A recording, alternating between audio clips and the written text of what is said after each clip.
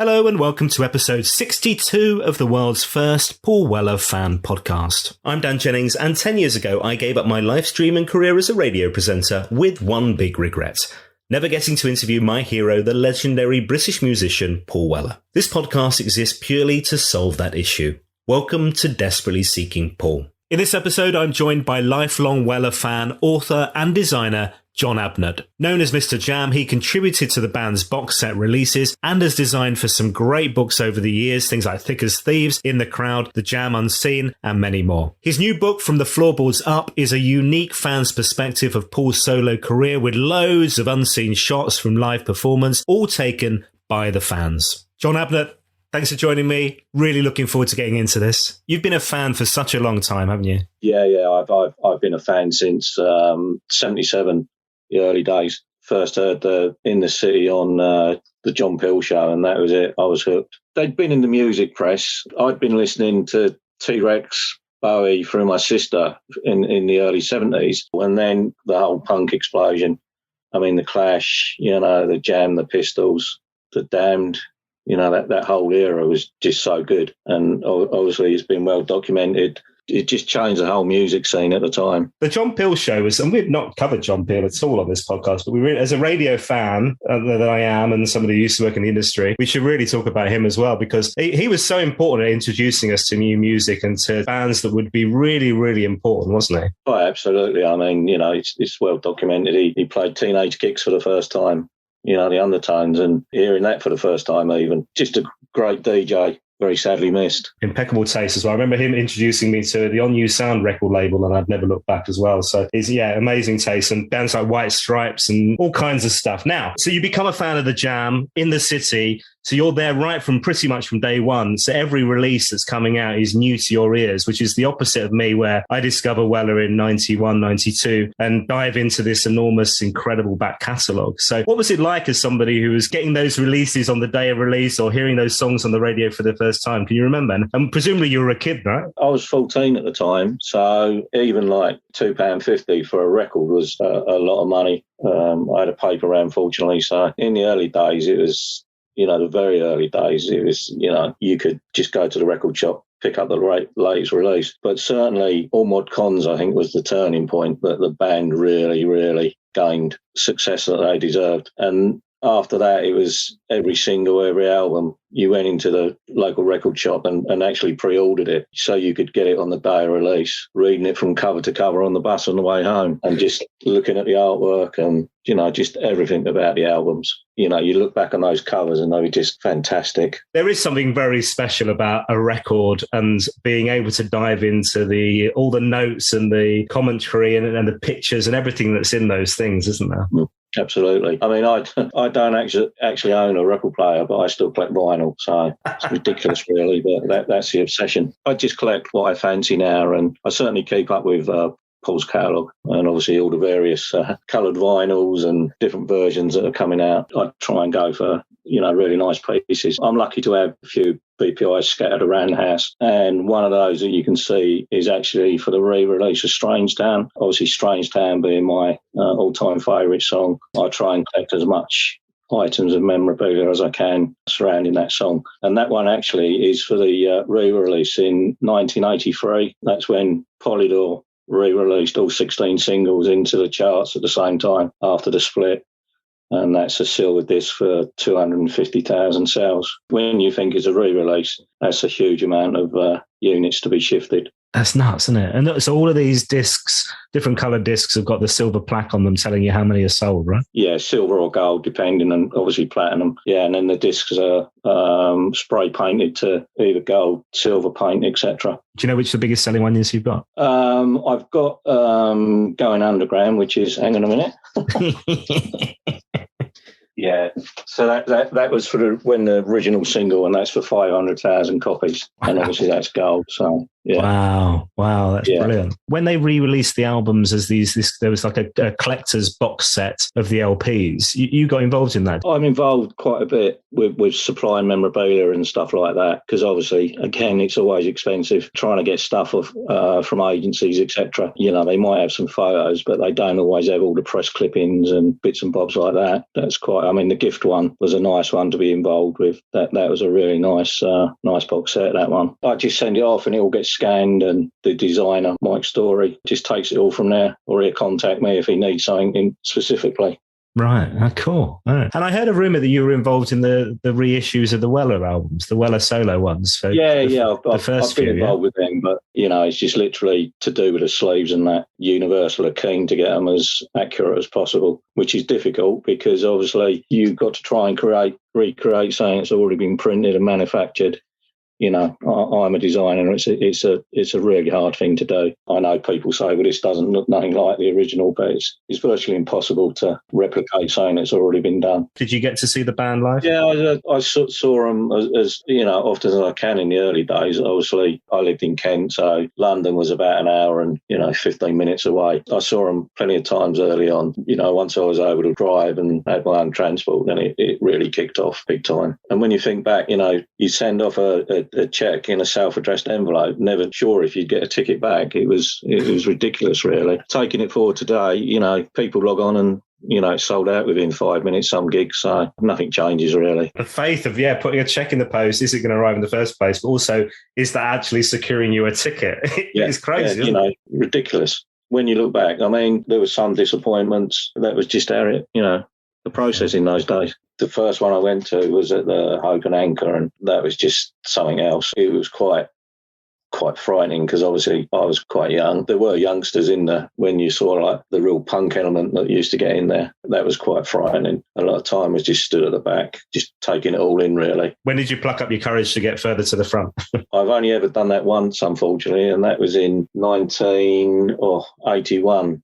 Skegness. I'm not a big fan of big crowds, believe it or not. But I've only seen obviously the video footage, but the ferocious nature of the songs being played, it was, I mean, the speed and the noise and the sound just looks incredible. And hearing from other guests on the podcast as well about that. Yeah, I mean, it's when you think 3 members in the band and the sound they made, just fantastic. It was just, how'd you put a jam gig into words? It just unbelievable. Every time, every gig.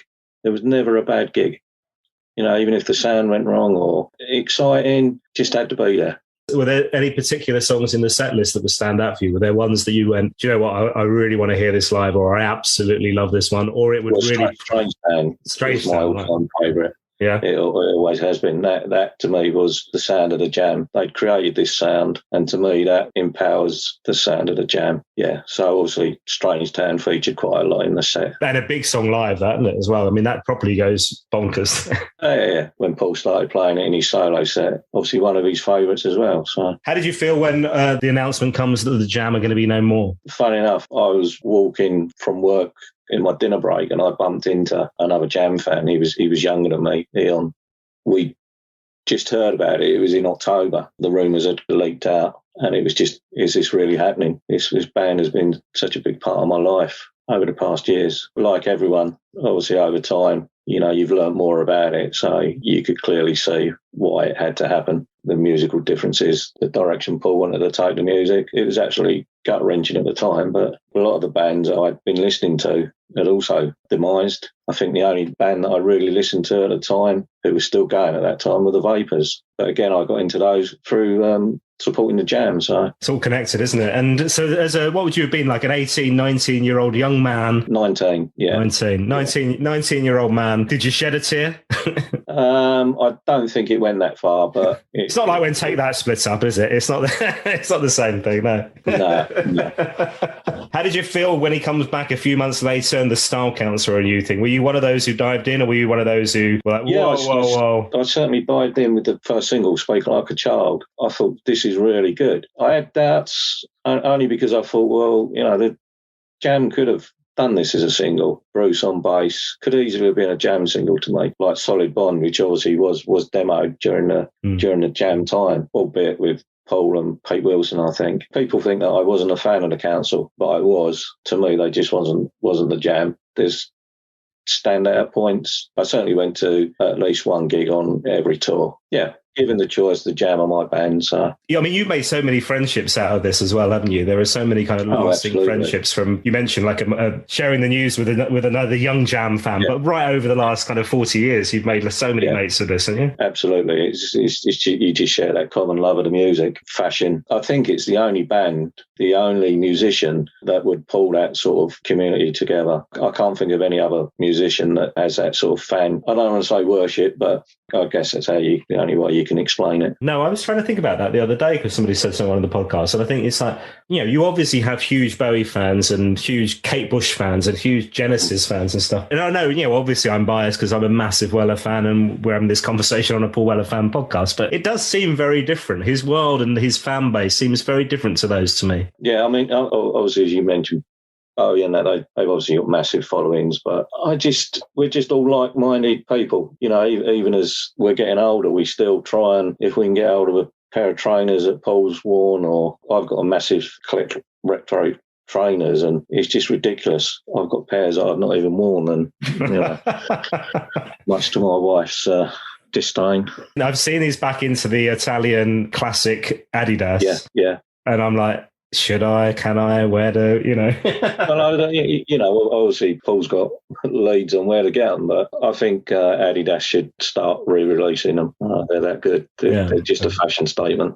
Yeah, and he's got great taste, isn't he? I mean, he always looks amazing. He always looks dapper, and the music's great. So let's talk solo years. Right, I'm going to take you back to the early 1990s. Here we are, Paul Weller, the solo album. That first solo album comes in 1992. But you were there before that. You were there with the Paul Weller movement. You were there when there were very few people in a Paul Weller live gig, which seems mad, doesn't it? I remember one gig in particular at Subterranean in London. There was probably 200 people there. It came on stage at, I think it was about 11:30 in the evening. Certainly me and the guy I went with, Jonathan, we were thinking we missed our train home. Yeah. We had to see it. I mean, it's just incredible to think 200 people watching Paul Weller. It was just unbelievable. Now, whether that was to do with demise of the Style Council and the way they ended, I'm not too sure. Because obviously the first album is absolutely blinding. And I still play it regularly. I still go back to that so often because it's such a diverse album. There's so many different sounds in it, and you hear different things each time you play it, I think, even now. Yeah. The early gigs, he didn't have enough songs, so he had to dig back into the Jam and Style Council catalogue to put a set together. When you think back, 200 people watching Paul Weller. But obviously the venues are small as well. So the only thing I find odd is he kicked off at Dingwells, was his first gig, and then he set out on a tour of Europe. Yeah. And then obviously came back to the UK to finish off the tour. I don't know what the numbers were like out in Europe. I didn't get a chance to go to any, but it would be interesting to see, how many fans watched him out in the European venues. We should talk about the new book. So the new book, From the Floorboards Up, is this lovely idea where you've got you call it a unique fan's perspective photographic book, following the icon that is Paul Weller. So all of these photos that are in there are for live events, both from the UK and overseas, like you've said. And it's from that moment, from the early 90s, from 1990, when he goes out as Paul Weller Movement and he's back on the road and he's trying to find his mojo and all that, right through to, we finished just On Sunset 2019. So where did you come up with this idea of wanting to see the fans' photos and creating a book of that? It came about, I worked with Twink on his book, The Jam Unseen, back in 2007, which was great. A whole day searching through 3,000 slides of the Jam. What a bore.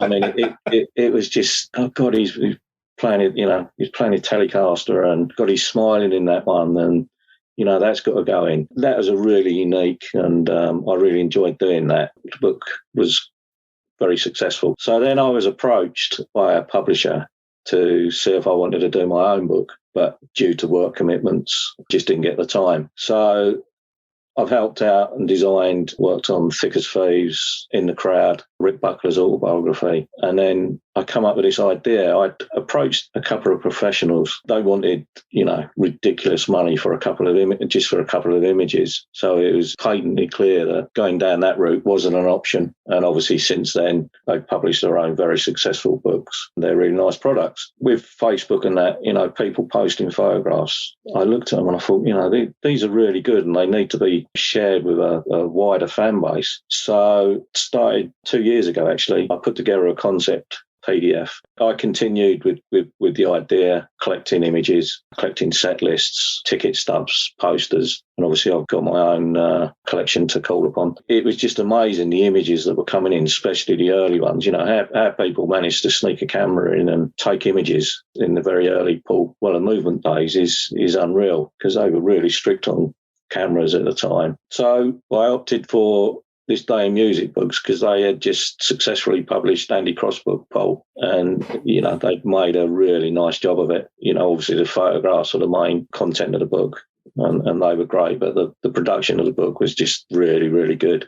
Yeah, it's a lovely thing, that, isn't it? It's a lovely thing, that, and Andy signed my copy of that to the biggest, nice. to the biggest Weller fan in the world. So, not that it's a competition, but if Andy Crofts has said it, it must be true, surely. yeah, absolutely. No, that's nice. So yeah, they, once they'd shown interest, within a day we discussed the contract and it was signed. So, I mean, basically, we're splitting down the kind of 30 years into three buckets, right? So, Into Tomorrow is 1990 to 1999. We've then got Days of Speed, which is 2000, 2009, and Wake Up the Nation 2010 to 2019. So if we go through each section, so Into Tomorrow, so this first section, like I say, Paul's refound his mojo. We've got that first solo album, we've got Wildwood, we've got Stanley Road, we've got Heavy Soul. What an incredible period of time. But like you say, this is pre-smartphone, pretty much all of this. Yeah. So people have snuck it in like actual cameras or disposable ones. How did you get these pictures from people? It's great. I was surprised at the quality. I mean, unfortunately, I've received some really good photos, but technically they just can't be used. There is going to be a limitation to the book because a lot of the photos aren't technically correct. They're maybe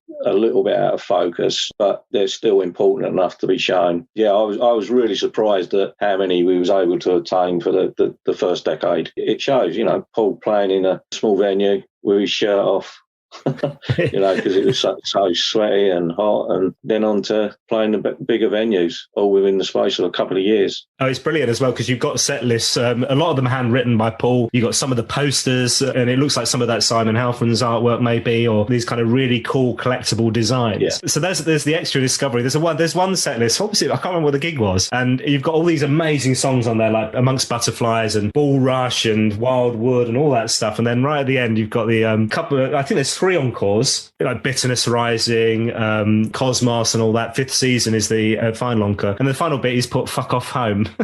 yeah, that was actually in, that's a set list from Japan. That's actually being included in the deluxe set. There's a couple of reproduction set lists, and that's one of them. That's brilliant. Because also a lot of the songs, he obviously doesn't write out the full name of the song, does he? So he'll put Weaver, or he'll put Fire or Jam. So some of it you're reading through and it's like, it takes you a little while to figure out what the song is, doesn't it? It's nice. Yeah, the handwritten ones are really nice. A lot of people will just strive to get Paul's set list, obviously, because there's notes on there, which guitars are to be used and such like. I think I'm right in saying that they actually print extra set lists off now, so the fans can obtain a copy, which is a nice thing to do. And like you say, it's great that you can see, even through the gigs and the pictures, you can see that return to big venues, can't you? You can see him. We're starting off in the book and it's those small venues, like you say, but then as we're getting through, we're back to the Royal Albert Hall. You can see that journey to him being really back on top properly for Stanley Road time, can't you? Yeah, I think it was probably 4 years, maybe 3 years into his career, he was back at the Albert Hall. So, I mean, to think that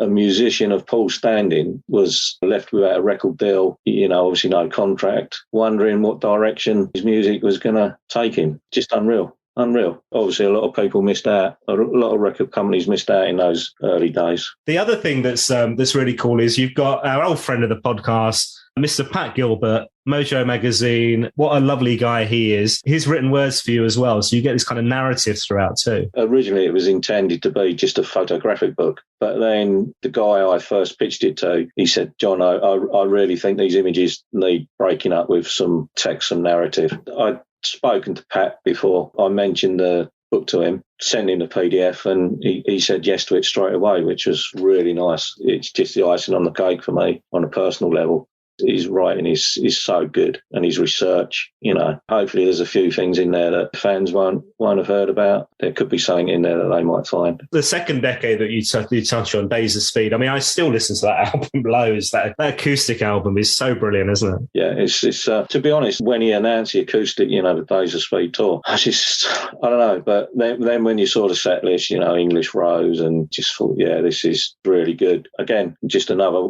one of those amazing tours.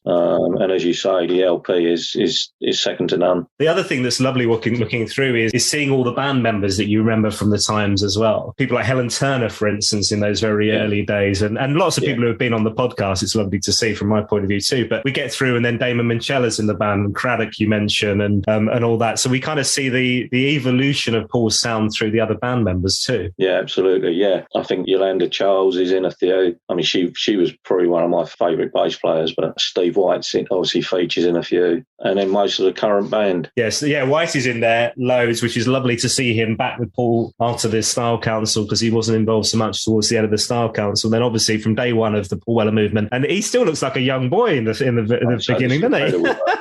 I know he's into his martial arts, so that's probably why. It's brilliant. But there's some great shots with him in as well. And we cover right across, we're around the country, we're around Europe. Talk to me about the title of the book, From the Floorboards Up, which is obviously a huge big Paul Weller anthem that we know and love. Yeah, the story goes that, and I remember reading that Paul and Whitey wrote it after a gig at the Barrowlands. You can actually feel. I've never been to the venue, but you can feel the vibrations from the floor with the crowd. So obviously, with that in mind, being a book with live photos, it seemed an obvious choice for me. So, were there any, when you were getting these photos through from the fans, were there any gigs when you kind of looked at the photo and you were like, oh, I wish I was at that one? Yeah, there's a few. The three in New York. He did 3 nights in New York. And he did a jam night, a Style Council night, and then a solo night. I know quite a few people who went to that. Probably those 3. Yeah, funny enough, that was what I was going to pick down you, because it was advertised as that. And then I remember reading an interview with Paul, and because this was around Hit Parade, wasn't it? It was the album that had come out. Yeah, it was Greatest Hits. Parade, yeah, and it was the Jam, Style Council, and solo, and for the album and the DVD and all that. And I remember reading an interview with him where he was fuming about the fact that this thing had gone on sale, and claiming that he didn't know that it was 3 separate things, and that he was going to have to do the Jam, Style Council, and these different nights and all this. Right? And I can't remember where I read it, but I remember reading it. And then they were like, "Oh, you didn't know if it was going to happen." But when you look at your set lists and stuff, it definitely was, wasn't it? There was a Jam night, and he starts with all those songs, and then the Style Council night and all that. It really was that. Yeah, absolutely. Yeah. Probably gutted that I couldn't attend those ones. I mean, he looks great. He's got like proper flowery shirt on. I'm looking at the photo. One night, yeah. One night, isn't he? I mean, that photo, I think it's a Style Council night, that one. That is such a great photo. That was taken by Alan Jones. The other great thing that's looking through is, and we haven't touched on the Weller haircut too much over the years, but I've had an attempt in my life. You've got a bit of a Weller haircut going on yourself, but you do see the evolution of his haircuts throughout the whole thing as well. And there's some classics, but there's also some where you're like, oh, I'm not sure about that one, Paul. Yeah, I guess early on, he's obviously the Marriott cut and Basin cut, around the years. This is another reason that I think I am hoping that the fans will like the book, because you've got those who are interested in the fashion, obviously how he looks, and the equipment. I've got a section on the book. I've managed to do a Q&A with Roger, his guitar technician. You've got those musicians that are really going to be interested in that. I'm quite excited about that. There's going to be a piece from Ange, the front of house guy, the 2 guys responsible for the sound of a live gig, which I don't think's ever been covered before. Yeah, the stuff you've done with Rog is great, and both of them hopefully coming on the podcast as well, fingers crossed. So we'll join up on the stories, which will be lovely. Yeah, it's just brilliant looking around. And the other thing that kind of springs out as well, some of the photos you've got where he's got guest performers, and there's like a whole section around support acts, which you've got the Stripes, you've got Stone Foundation, Neil Sheesby, who's been on the pod, you've got the Rifles, the Dogs. But you also see people like Lucy Rose in pictures with playing with Paul, and Steve Brooks, for instance, which is really nice too, isn't it? I mean, Steve Brooks, one talented guy. I mean, one of my favourite gigs was the night he did based around his book, Keeping the Flame. That was probably in my top 5 top 5 gigs. I don't know what people were expecting because it was well advertised. Obviously, it wasn't advertised that Paul would make an appearance. And I was involved with Vic, the promoter, with that. And I didn't even know if Paul was going to make an appearance until you could see his legs under the stage curtain at the back.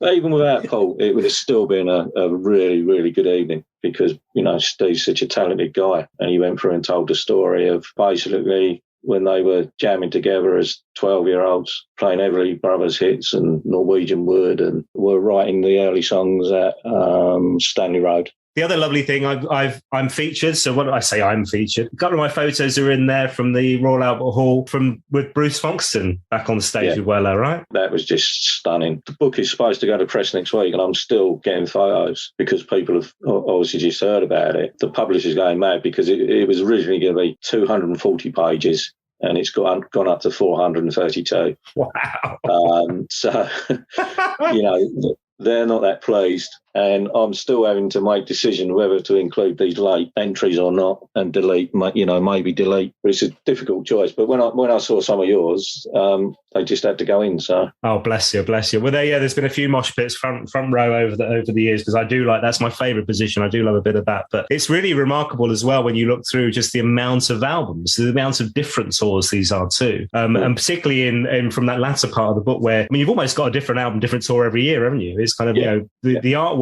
that's on stage with him supporting the album, you're like, bloody hell, yeah, that was Kind Revolution, or that's 22 Dreams, or that's, you know, Saturn's Pattern. It's like, blimey, it's really blasting through the amount of different sets and stuff. Yes, it's been great. The output's been great. What did you find when you were talking to the support bands, which is lovely, and I mentioned the ones you covered off? You obviously got photos there, but there's also interviews and chats with them as well. So what did you learn from the guys who were supporting Paul over the years throughout this journey too? Every one of them said, what a nice bloke, really supportive, would be there watching the sound check. During their actual slot, he'd be at the side of the stage. He allowed them to use all the amenities, the catering, and just they all said the same thing. What an amazing guy. So at the time of recording, we're close to going to press. You've got some big decisions to make. That sounds things. Yeah. How do people get their hands on the book? How does it work? Because at the moment, there's like a deluxe version as well that's on sale, yeah? It's pre-sale. It's due to be published in November, but that's probably going to have to go back to December for various reasons. The deluxe version, it's basically the same book. It's a hardback book. So the standard version is just a standalone. And then you get the same book in a box, comes with an A3 poster that I've designed. I had a special artwork of Paul commissioned. There'd be set lists, replica tickets, a certificate of authentication, and a really nice enamel key fob, which I designed, and of the Paul Weller Movement logo. So that's quite special. And there's only 500 copies of those. And that's really selling well and will sell out. So people need to be really quick if they want to get their hands on that. Definitely won't appear again. They might reprint the standard version, but the box set, that is it, 500 copies worldwide. And you can tell this is a real labour of love for you. You've loved, as much as you were talking about Twink's book and digging into those pictures of the Jam back in the day, you love going through these pictures. I bet it was a thrill when this stuff was coming into your inbox, wasn't it? Absolutely. I mean, as we've already touched upon the early days, I was just surprised that there was those photos available, because at the end of the day, without any photos from that period, there would have been no book. So that's true. I hadn't thought of that. Yeah, if people aren't sending you the stuff from the early days, you're picking up at Days of Speed or when Paul's already back on top. You want to tell the whole story, don't you? Yeah, that was the whole crux of the matter, really. Without those photos, when it was evident that I could make decent section out of the first decade, from there on, it was fairly easy because of the advent of mobile phones and people taking cameras now. I guess the latter years are obviously top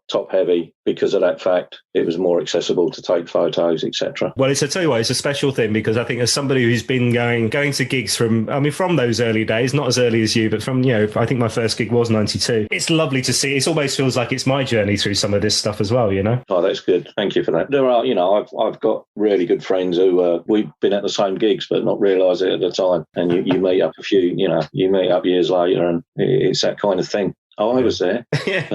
We didn't know each other at the time. Oh, really? Oh, great. I love it. You mentioned Twink earlier on in the book that you were involved in with him. Twink was on the episode of this podcast directly before you. So tell me the story about how you worked together and your friendship and stuff there. Well, Twink, obviously I knew of Twink from the Jam days. I'd never met him prior to the first meeting for the Jam Unseen book. I was contacted by a mutual friend, the publisher, Cyan, snapped it up straight away. So we met for the first time in their offices.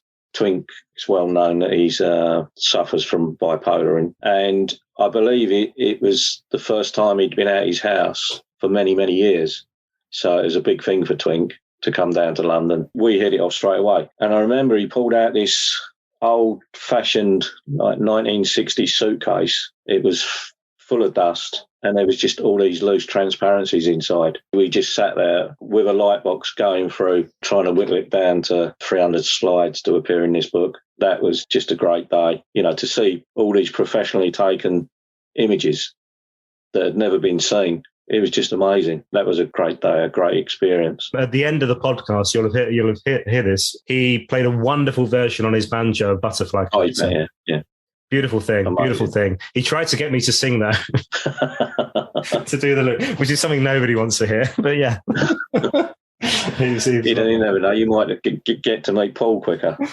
Yeah, you never know. Yeah, I spot some talent there. Who knows? You mentioned Steve Brooks earlier on and the gig Wake Up Woking, which was this charity gig. Paul Weller plays.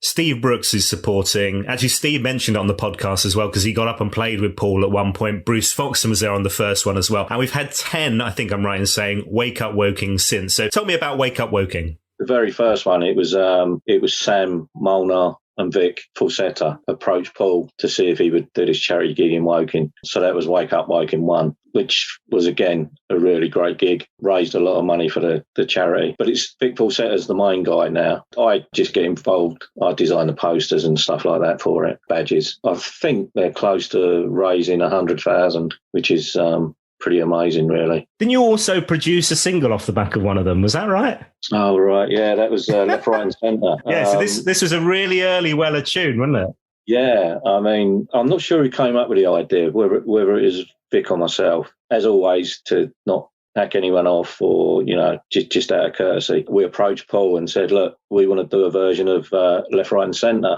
Have you got any thoughts about that? And being the great guy he is, he come back and said, yeah, no problem. So Enzo, ex-Squire member, his band covered it for us. And we recorded it in Maidstone, James Stone studio in Maidstone. He's been involved with some of the stuff that Paul's done down at the barn with Charles. So yeah, that was an insight, seeing how that was done. But it was all done in a day. And then obviously Steve Brooks contributed an early song. And then I cheekily asked Paul if he would write the lyrics out, which he did. So again, that was another really nice thing of him to do. And that was given away. The lyrics to both songs were given away in a special edition gatefold of the single. And then there was a black and a red vinyl version.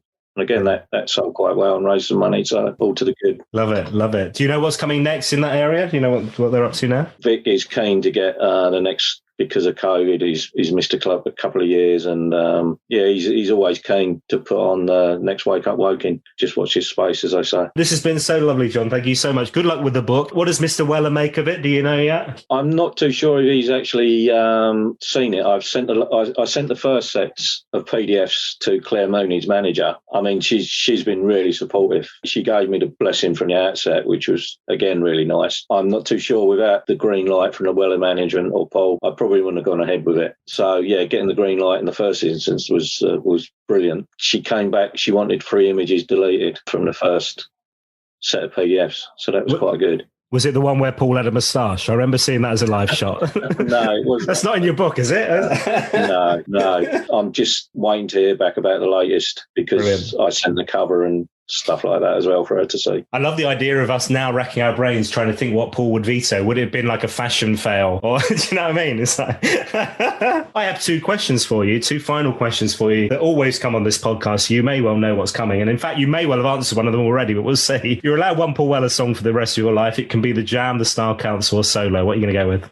It would be Strange Town. Okay. Now, if we were to pick a solo one, given that the book, it covers the solo years, which one would you pick from the solo catalogue? There's so many. Probably Gravity, just a really beautiful song on all levels. We were lucky enough, we attended the master tapes for The Gift, hosted by John Wilson. I think it went on for about 3 hours. Paul was in really high spirits, as well as playing a few jam, 5 O'Clock Hero, that's entertainment. He played Gravity, which was obviously a new song. Even at that early stage, you could tell what a good song it was. Final question. Obviously, the purpose of the podcast is to talk to amazing people like yourself, but also is to get that interview with Paul Weller that I never managed during my radio career. If it happens, when it happens, what should I ask him? What do you reckon I should cover off? Probably silly, really, but I drive a Mini as well. Why does Paul like the Mini brand? Nice. I was thinking that, but I saw that in Ripley when we were there with the kids after a little day out of Wisley. I'm not stalking you, Paul, honest, don't worry. I was like, that's not a practical car for a dad of 3 young kids.